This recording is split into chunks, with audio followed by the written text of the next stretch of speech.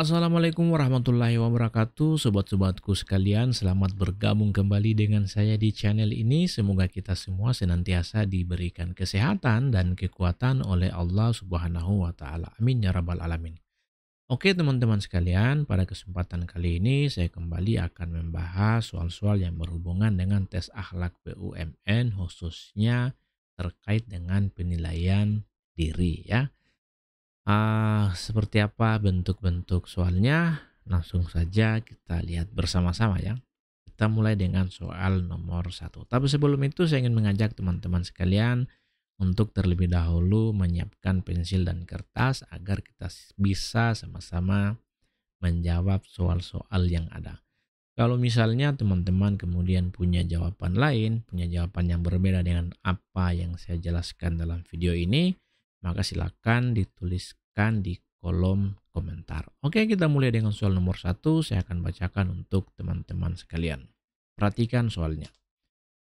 Ketika muncul suatu masalah dalam pekerjaan yang kebetulan ada kaitannya dengan hal-hal yang menjadi kewajiban saya, maka saya titik-titik.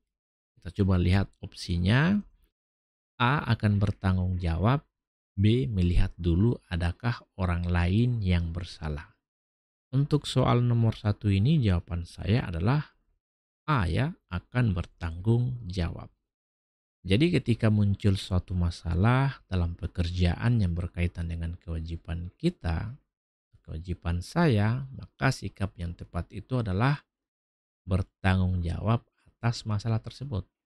Ya, karena bertanggung jawab ini merupakan nilai yang penting dalam core values BUMN yang mencerminkan integritas, tanggung jawab, dan komitmen terhadap kualitas dan hasil kerja yang baik. Kira-kira seperti itu penjelasannya ya. Oke, selanjutnya kita akan lihat soal nomor 2. Perhatikan baik-baik pertanyaannya. Jika diberikan tugas kantor yang berat oleh atasan, maka saya titik-titik. Kita akan lihat opsinya. A. Meminta rekan kerja untuk membantu. B. Berusaha menyelesaikan sebaik-baiknya. Jadi untuk soal-soal seperti ini memang butuh ketelitian dalam menganalisis. Memang kelihatannya gampang, tapi kalau kita salah dalam menganalisis, maka otomatis kita juga akan salah dalam memberikan jawaban. Nah, untuk soal nomor 2 ini jawaban saya adalah B ya, berusaha menyelesaikan sebaik-baiknya. Jadi jika kita diberikan tugas kantor yang berat oleh atasan, maka sikap yang tepat itu adalah berusaha menyelesaikan tugas tersebut sebaik mungkin. Karena hal ini mencerminkan komitmen, kedisiplinan, dan sikap profesional dalam menjalankan tanggung jawab sebagai seorang karyawan. Tentu saja mungkin dalam prosesnya kita juga dapat meminta bantuan rekan kerja jika diperlukan ya. Namun yang paling penting di sini adalah kita harus mencoba menghadapi tantangan tersebut dengan upaya terbaik dan kemampuan terbaik yang kita miliki. Jadi jangan minta bantuan dulu, kita kerjakan dulu sebaik-baiknya. Nanti kita lihat seiring berjalannya waktu, kalau memang kita butuh bantuan baru kita minta bantuan. Jadi kalau ada tugas yang berat jangan langsung minta bantuan, kerjakan dulu sebaik-baiknya. Kira-kira seperti itu ya alur berpikirnya. Jadi untuk soal nomor 2 ini jawabannya adalah B ya. Oke, selanjutnya kita akan lihat soal nomor 3. Perhatikan baik-baik soalnya. Draft laporan yang dibuat oleh tim kerja saya ditolak oleh atasan karena dianggap kurang layak. Ya, sikap saya adalah titik-titik. Kita coba lihat opsinya apa saja. A. Berusaha memperbaiki draft laporan dan mengajukannya kembali. B. Menerima penolakan dan segera memperbaiki draft laporan tersebut. Nah, ini lagi. Kalau kita lihat sepintas, opsi A dan B ini berpotensi untuk menjadi jawaban yang benar. Tapi di sini kita harus mencari jawaban yang paling benar, jawaban yang paling sesuai, jawaban yang paling ideal yang diinginkan oleh soal ya. Bukan yang kita inginkan, tapi yang diinginkan oleh soal. Jadi untuk soal nomor 3 ini jawabannya itu adalah B ya, menerima penolakan dan segera memperbaiki draft laporan.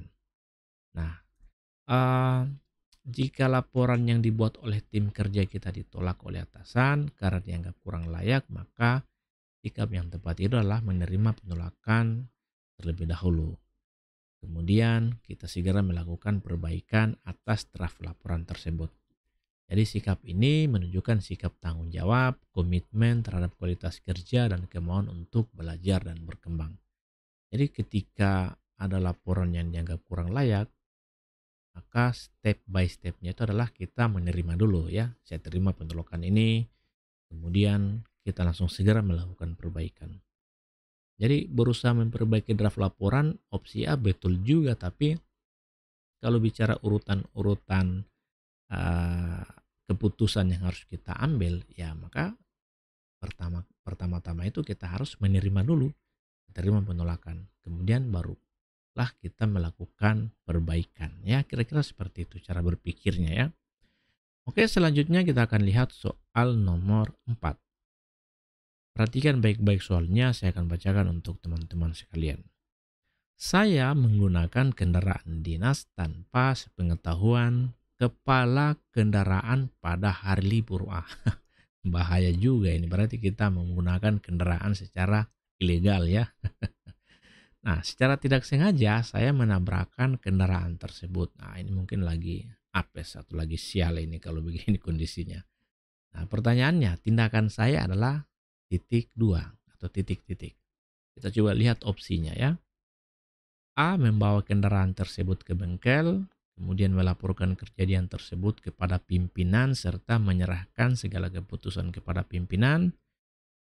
Atau B. Melaporkan kejadian tersebut kepada pimpinan dan siap menerima hukuman atau petunjuk dari pimpinan.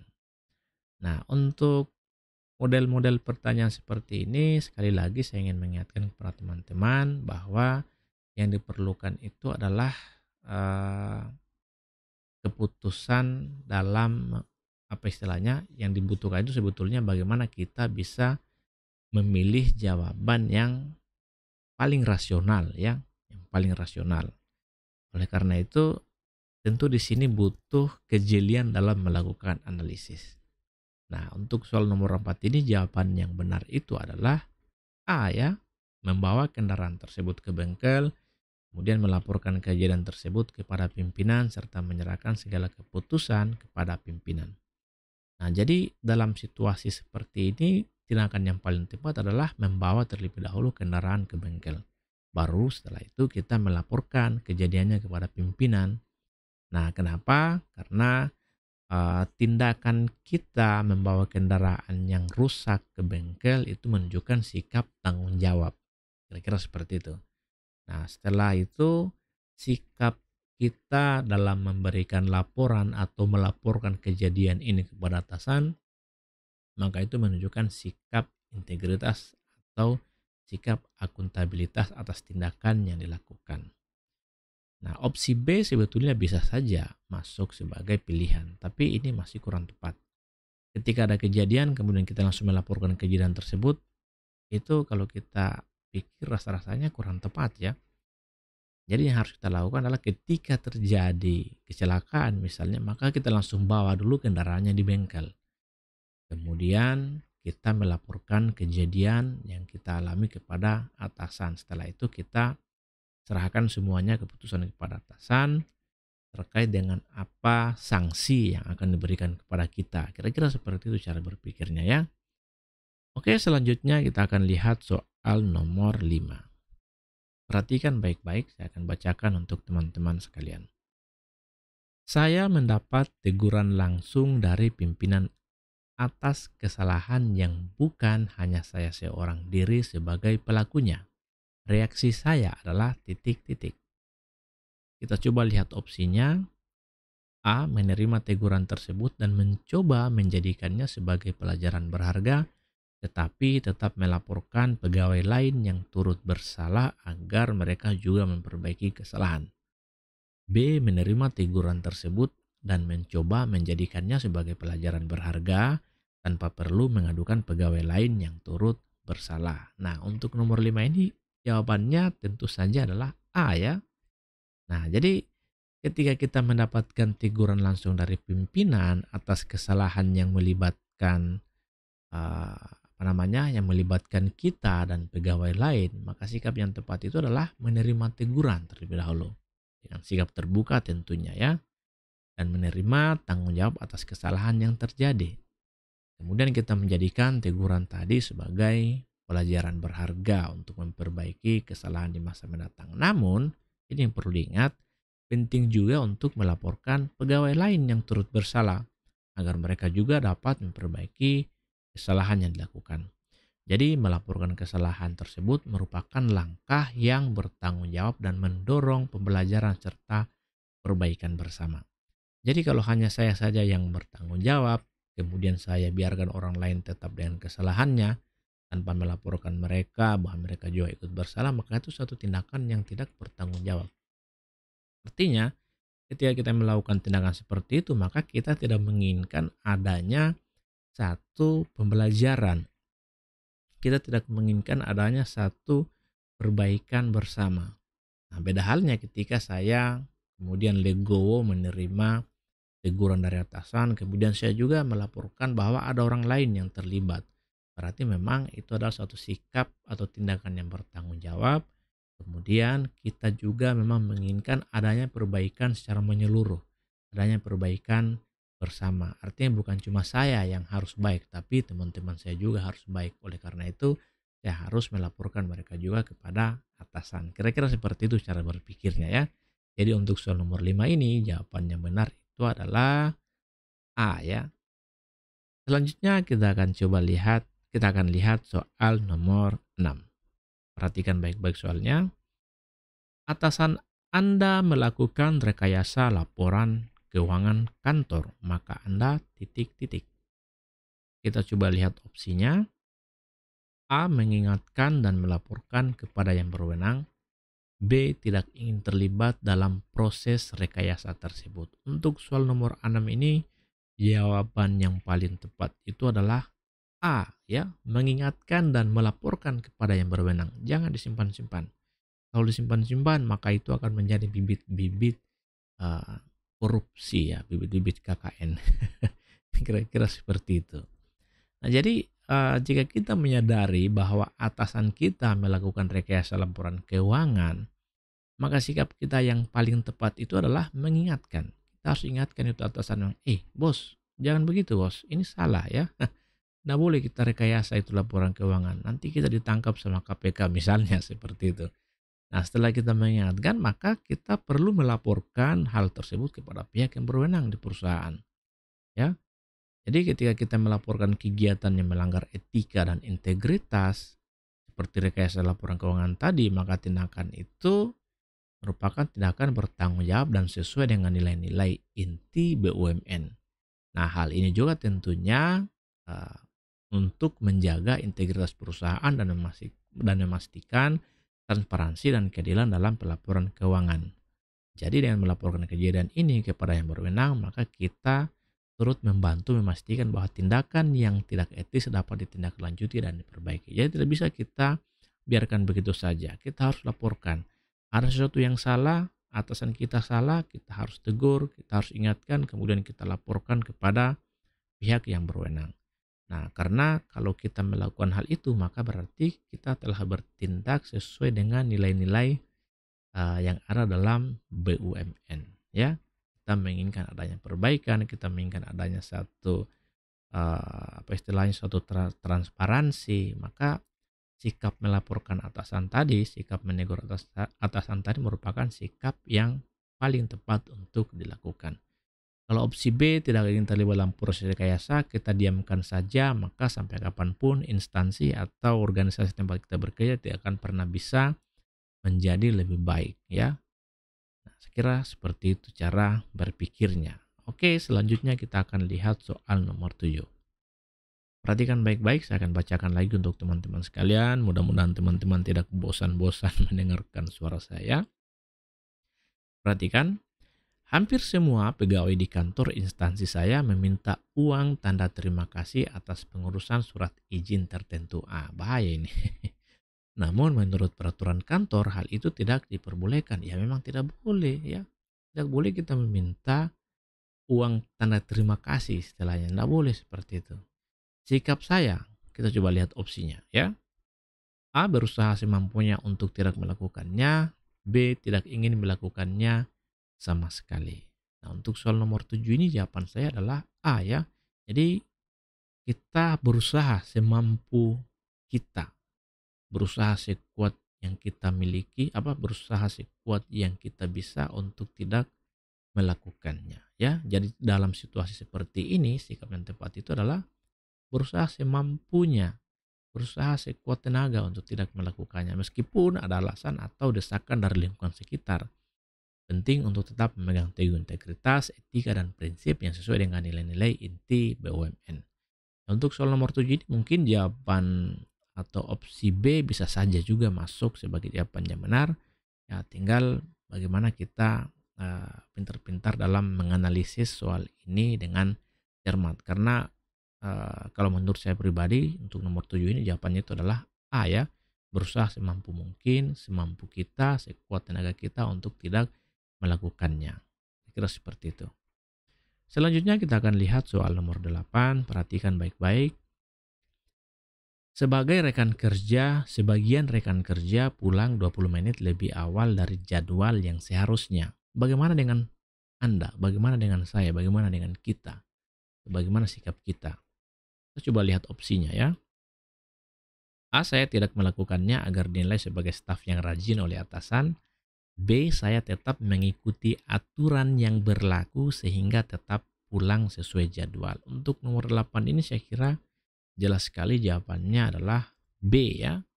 Jadi saya tetap mengikuti aturan yang berlaku sehingga tetap pulang sesuai jadwal. Jadi meskipun sebagian rekan kerja pulang lebih awal dari jadwal yang seharusnya, tapi sikap yang paling tepat itu adalah tetap mengikuti aturan yang berlaku dan pulang sesuai jadwal yang ditentukan. Ya, karena dengan mematuhi jadwal yang telah ditetapkan, maka kita telah menunjukkan sikap profesionalisme, komitmen terhadap pekerjaan, dan menghargai aturan yang ada dalam organisasi atau perusahaan. Kira-kira seperti itu ya. Oke, selanjutnya kita akan lihat soal nomor 9. Perhatikan soalnya. Ketika di kantor, saya tiba-tiba ingin nge-print 3 lembar data-data pribadi yang tidak ada hubungannya dengan pekerjaan. Ya, maka seperti apa seharusnya? Kira-kira seperti itu pertanyaannya ya. A. Saya memprint di kantor namun dengan memakai kertas saya sendiri. B. Saya memprint di rumah saja memakai printer sendiri. Nah, untuk soal nomor 9 ini jawaban saya adalah B ya. Saya memprint di rumah saja memakai printer sendiri. Jadi ketika kita ingin mencetak data-data pribadi yang tidak ada hubungannya dengan pekerjaan di kantor, maka sikap yang paling tepat itu adalah mencetaknya di rumah menggunakan printer pribadi. Karena kenapa? Karena menggunakan sumber daya kantor seperti printer untuk keperluan pribadi yang tidak terkait dengan pekerjaan merupakan tindakan yang kurang etis. Ini yang perlu digarisbawahi, tindakan yang kurang etis. Jadi kita mesti memisahkan penggunaan sumber daya kantor untuk kepentingan pekerjaan semata. Nah, dengan mencetak data pribadi di rumah menggunakan printer pribadi, maka kita memastikan bahwa kita telah bekerja atau bertindak sesuai dengan etika kerja dan aturan yang berlaku di kantor. Jadi sebisa mungkin kita tidak menggunakan sumber daya yang ada di kantor. Ya, kita print di rumah saja memakai printer sendiri atau kita print di luar. Jadi sekali lagi saya ingin ingatkan kepada teman-teman bahwasanya soal-soal seperti ini opsi jawaban yang diberikan itu semuanya berpotensi benar ya. Tinggal kita memilih mana jawaban yang paling ideal. Menurut maunya soal, bukan menurut maunya kita. Maunya soal yang diikuti. Jangan sampai kita berpikir, kira-kira begini saja, ini sudah bisa benar. Tidak bisa seperti itu. Jadi kita harus berpikir mana jawaban yang paling ideal, sudah itu yang paling benar kalau soal seperti ini. Ya. Oke, selanjutnya kita akan lihat soal nomor 10, soal terakhir dari rangkaian pembahasan soal-soal tes akhlak BUMN berhubungan dengan penilaian diri. Perhatikan baik-baik, saya akan bacakan untuk teman-teman sekalian. Ketika banyak pegawai di kantor, saya tidak mematuhi peraturan tentang larangan penggunaan fasilitas internet kantor untuk keperluan pribadi. Pendapat saya, kita lihat opsinya. A, saya akan terus mematuhi peraturan tersebut meskipun sebagian besar melanggarnya. B, saya mematuhi peraturan tersebut dan berusaha mengajak pegawai lain untuk turut mematuhinya. Nah, untuk soal nomor 10 ini, jawabannya tentu saja adalah B ya. Jadi ketika banyak pegawai kantor tidak mematuhi peraturan tentang larangan penggunaan fasilitas internet kantor untuk keperluan pribadi, maka sikap kita yang paling tepat itu adalah tetap mematuhi peraturan tersebut dan berusaha mengajak pegawai lain untuk mematuhinya. Artinya dengan mematuhi peraturan maka kita telah menunjukkan sikap disiplin, integritas, dan kepatuhan terhadap aturan yang ada dalam organisasi. Selain itu, kita juga dapat memberikan contoh yang baik kepada rekan kerja dan mendorong mereka untuk mengikuti peraturan yang berlaku. Jadi jika banyak pegawai berkomitmen untuk mematuhi peraturan tersebut, maka akan tercipta lingkungan kerja yang lebih profesional dan teratur. Jadi kalau ada model-model pertanyaan seperti ini dan opsinya berhubungan dengan ajak mengajak, ya maka perhatikan bahwa yang paling tepat itu adalah mengajak juga orang lain, ya, mengajak juga orang lain. Jadi selain kita mematuhinya secara pribadi, kita juga mengajak orang lain untuk mematuhi aturan yang ada. Jadi pada dasarnya ketika kita diperhadapkan dengan soal-soal penilaian diri seperti ini, maka saya ingatkan sekali lagi kita harus memilih jawaban mana yang paling ideal, yang sesuai dengan keinginan soal, bukan keinginan kita.